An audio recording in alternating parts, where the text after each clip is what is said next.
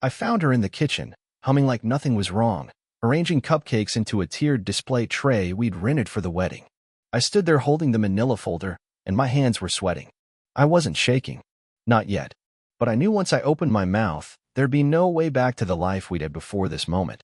3 days before our wedding, I handed my fiancée a folder full of photos from her girls' trip to Miami. And the worst part wasn't the man in the pictures, it was knowing her mother had helped set the whole thing up. Her name's Vanessa. For 4 years, she'd been the center of my life, the spontaneous laugh in my quiet evenings, the hurricane I didn't know I needed until it was already rearranging my furniture and painting the walls a different color. We met in a checkout line at Target. She was buying candles, I was buying dog food. She said something about me looking like someone who alphabetizes his spice rack. I laughed, said she looked like someone who'd light a candle just to feel something. We were opposites. She was loud in all the right ways, warm and messy and unpredictable. I was measured, practical. I did payroll management for regional warehouses. I had a 401k before I had a girlfriend. But something about her made me feel like I'd finally met someone who saw beyond the numbers. And she told me, again and again, that I made her feel safe. Until that folder. 6 months before the wedding, Linda, Vanessa's mother, brought up the idea of a pre-wedding girls' trip. A bonding thing, she said. Just her and Vanessa. She wanted it to be a tradition, something sweet before Vanessa crossed the threshold into married life. Miami. Spa hotel. Margaritas with little umbrellas. It sounded innocent. I told her to go. I even helped her pack. Folded her swimsuits. Kissed her goodbye at the airport with a little too much pride in my chest. She texted me once from the hotel lobby. A selfie with Linda, both in sunglasses, squinting into the sunlight. Something about it looked posed. Like a performance for my benefit. Still, I didn't think much of it. Then 3 days passed. Radio silence. No photos. No updates. Just one offhand busy but amazing text. I asked if everything was okay. She said yes. Just bad Wi-Fi. That's when I felt the first crack. She came back different. Quieter. A little too careful. She smiled, but it felt rehearsed. She hugged me, but her arms didn't pull me in like they used to. The next morning, she said we needed to talk. She told me she was feeling unsure. Said maybe we'd rushed into things. That she needed time to think. She didn't know I already had the folder.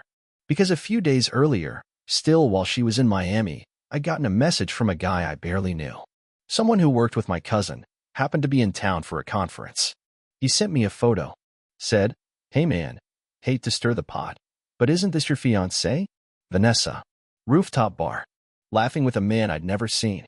Champagne between them. His hand on the small of her back. Then more photos came. 7 in total. Dinner.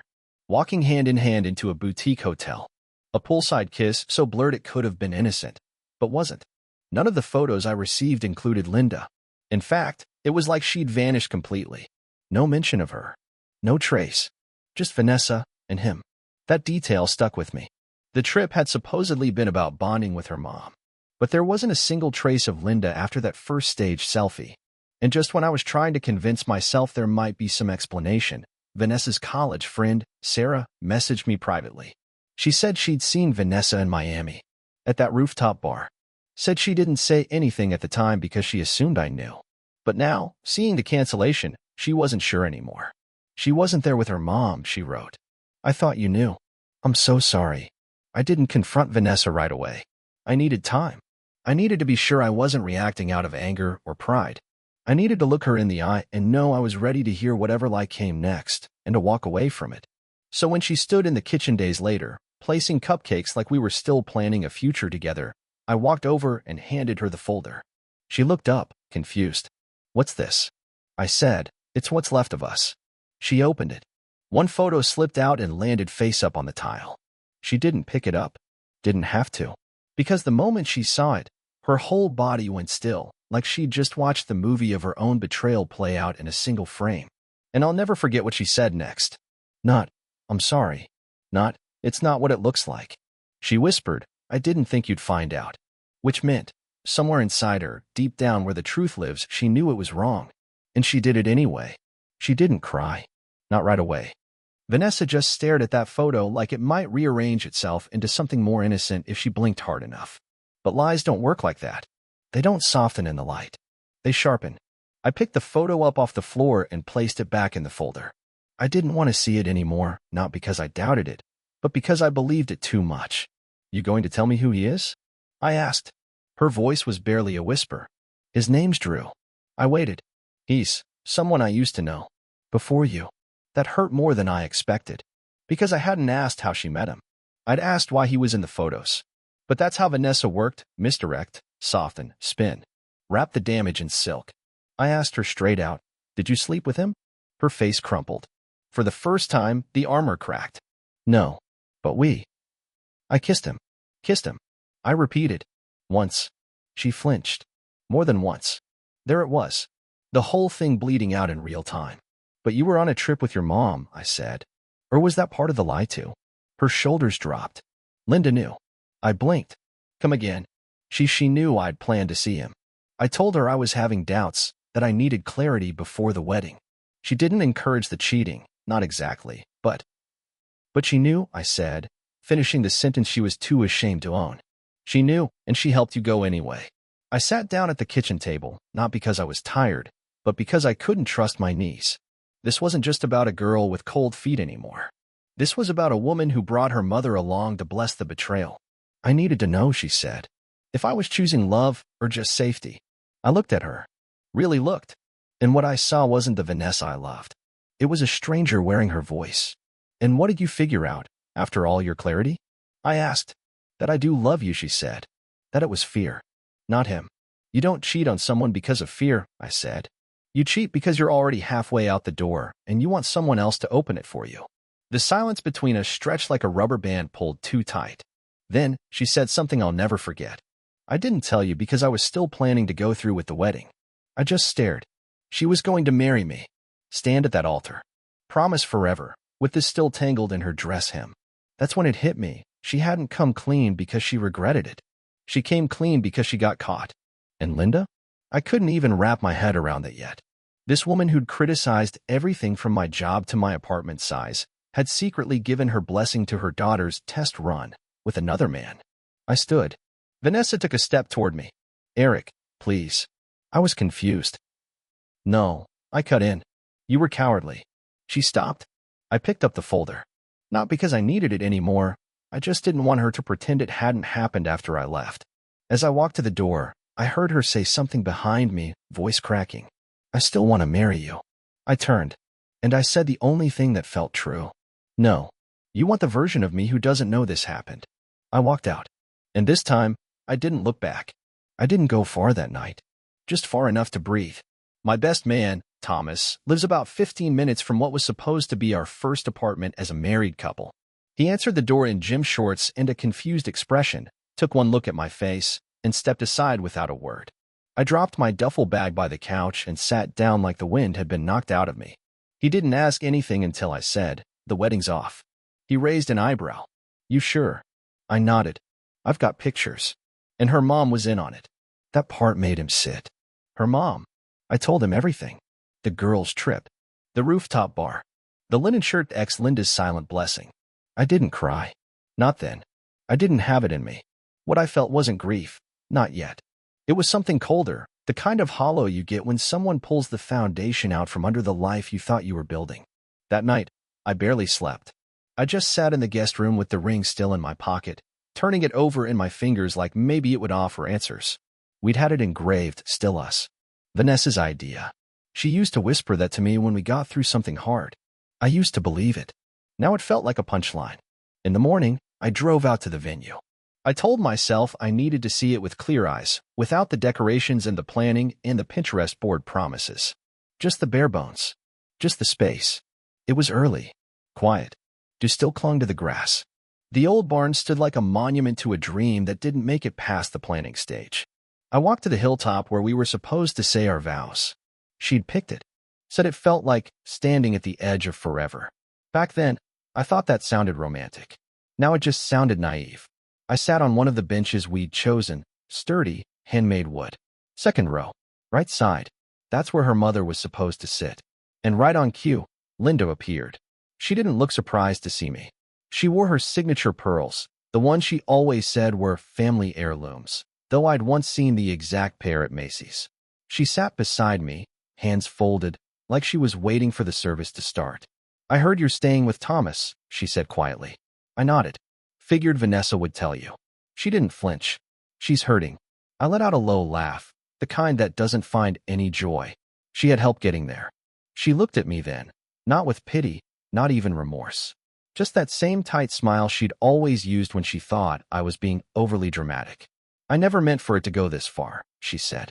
"I thought if she saw him, got closure, it would bring her back to you more certain." I turned. "You thought letting your daughter sneak around with an ex would strengthen our marriage?"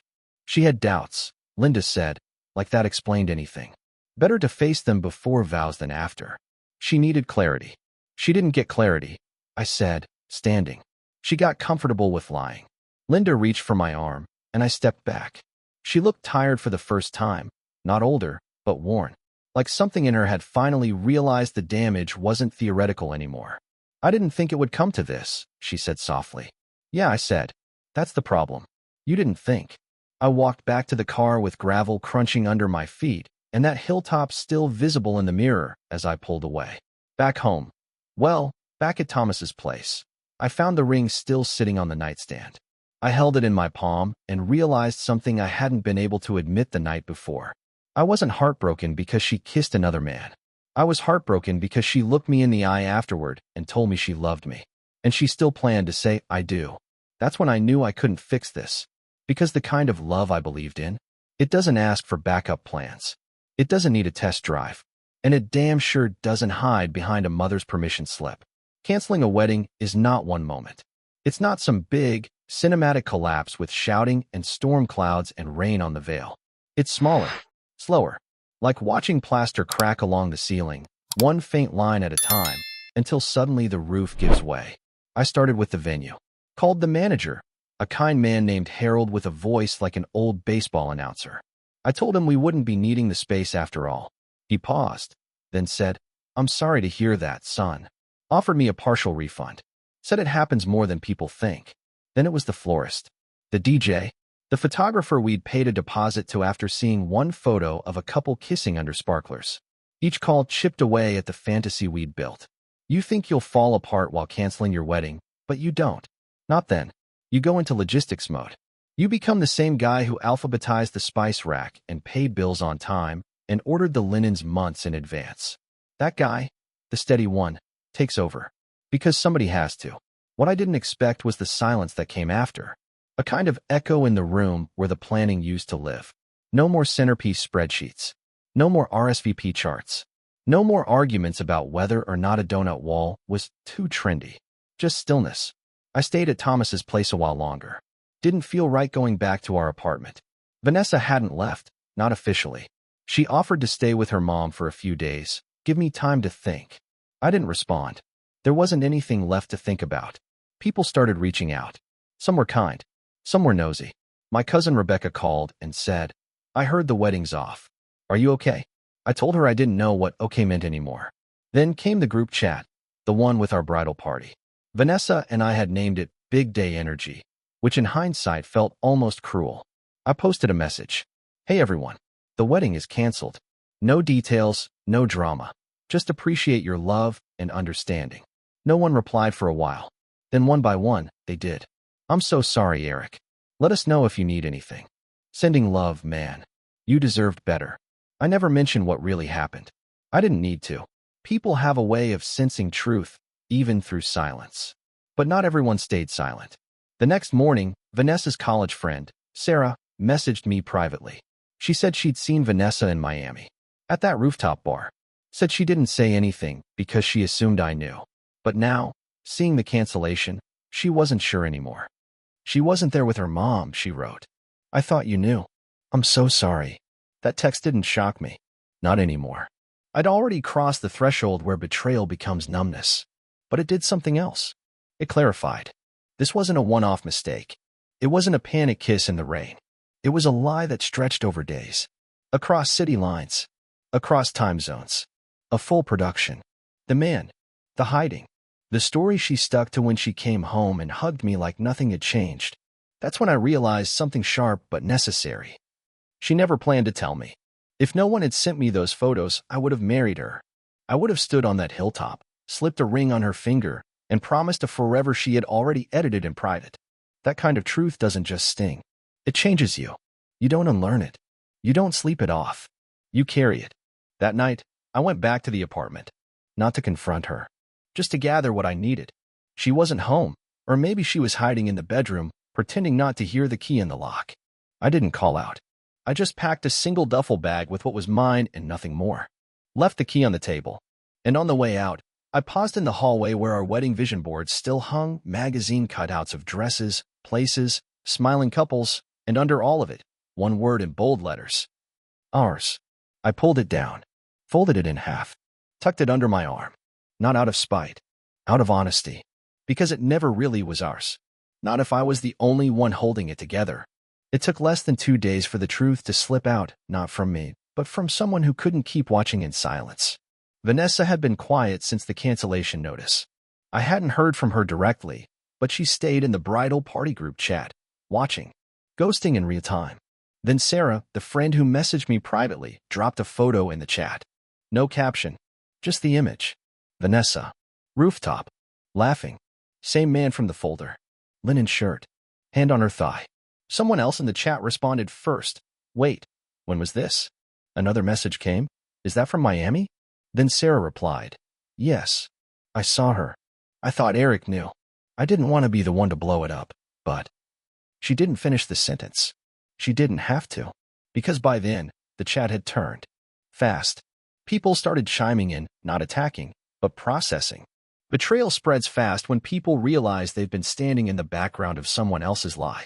Eric, I'm so sorry. I didn't know. This is heartbreaking.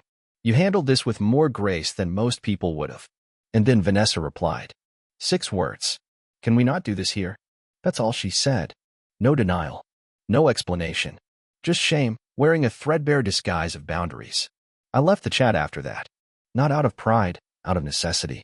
Because sometimes the worst thing you can do is stay and watch people reassemble your life like it was just a drama thread to comment on. Later that evening, she texted me. First a string of messages, then a long one. Too long to read all at once without feeling the heat rise in my chest. I don't expect you to forgive me. I don't even expect you to respond. I just need you to hear this, even if only once. She said she hadn't planned to cheat. That she'd reached out to Drew weeks before the trip, just to talk. That things with us had started to feel too good to be true, and instead of leaning into it, she panicked. She said Drew was unfinished business. She said she wanted to feel something wild again before settling into a life that felt pre-written. But the part that broke me wasn't any of that. It was this. You made me feel safe, but I didn't know how to be still with that. I kept waiting for the other shoe to drop. I didn't realize I was the one dropping it. She said she regretted everything. That the second she saw the first photo slide across the coffee table, she felt her future evaporate. And then she said something that felt more honest than anything she'd ever told me. You were never boring. I just didn't know what to do with peace. I didn't reply. I reread the message 3 times. Then I turned off my phone and went for a walk. It was almost midnight. Streets were quiet. A warm breeze moved through the trees like a sigh. I walked past the bakery where we picked the wedding cake, chocolate ganache, with raspberry filling. She'd called it grown-up fun. The shop windows still had our tasting date on a clipboard behind the counter. I kept walking. Past the diner where we'd had breakfast on lazy Sundays. The thrift store where we bought the antique mirror for our apartment. The little bookstore where she'd sat on the floor for 2 hours trying to decide if we needed another copy of the Bell Jar. Everywhere I turned, pieces of us were still nailed to the walls of the city. But something strange happened during that walk. I didn't feel angry. I didn't even feel sad. I just felt done. Like I'd finally stepped out of a story I didn't realize I was only co-writing. Like I'd closed a door that no longer needed to stay open just to prove I wasn't bitter. When I got back to Thomas's place, I sat on the porch and watched the sky go from black to pale gray. And I realized something. The wedding wasn't the tragedy. The lie was. The wedding just happened to be where it unraveled. A month passed. The date that was supposed to be our wedding day came and went. Quietly. No rain, no drama, just a Saturday like any other. I spent it alone, not in a self-pity kind of way, just quiet. Reflective. I made pancakes, took a drive, sat by the water, and let the sun hit my face like it hadn't in weeks. That afternoon, I went back to our old apartment for the last time. Vanessa was gone by then. She'd left a week earlier, left me a note, just a folded scrap on the kitchen counter. I'll have the rest of my things picked up by Friday. Take whatever you want. I didn't take much. A jacket I'd left behind. My old record player. A few books. But the ring was still there. Not the one I gave her, that one I hadn't asked for back. I wouldn't wear it like a trophy. I didn't want it. No, this was my ring. The one I would have worn. Platinum. Clean design. Engraved on the inside. Just one phrase. Still us. It sat in the drawer next to a faded Polaroid from our second anniversary. She was in my hoodie, barefoot, laughing at something I'd said. It had felt so real then. And maybe it was, in that moment. But moments aren't enough to build a life on. I took the ring, slid it into a small wooden box I'd found years ago at a flea market. Then I drove to my parents' house. Dug a little hole beneath the old maple tree in their backyard. The same tree I'd climbed as a kid. The same one I'd carved our initials into when I first told Vanessa I loved her. I buried the box. No ceremony. No words. Just closure. 2 weeks later, I got a letter in the mail. Not a text. Not an email. A real letter. Envelope. Stamp. Handwriting I recognized before I even opened it. Vanessa. It wasn't dramatic. No tear-stained pages. Just 2 sides of a single sheet. She didn't beg. Didn't try to rewrite what happened. She just said she'd been seeing a therapist. Said she was trying to understand why she ran from the good things. Why stillness scared her more than chaos. She said she hoped someday I'd find the kind of love that didn't make me question my worth. The kind that felt like partnership, not performance.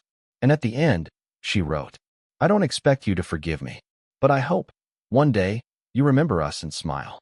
Not because it ended well, but because it mattered. I folded the letter, put it in a box with a few other memories. Then I started living again. Not all at once. Not dramatically. Just small things. I changed the locks on the apartment I moved into. Bought a new couch. Learned how to cook for one again. Started running in the mornings, even when it rained. I signed up for a woodworking class on a whim. Built a coffee table I was actually proud of. Nobody to impress. Just me and the grain and the quiet. Eventually, I started smiling at strangers again. Saying yes to things. To dinners. To friends. To life. And slowly, the silence that used to ache turned into peace. People think heartbreak always ends with either reconciliation or revenge. But sometimes it just ends. Quietly.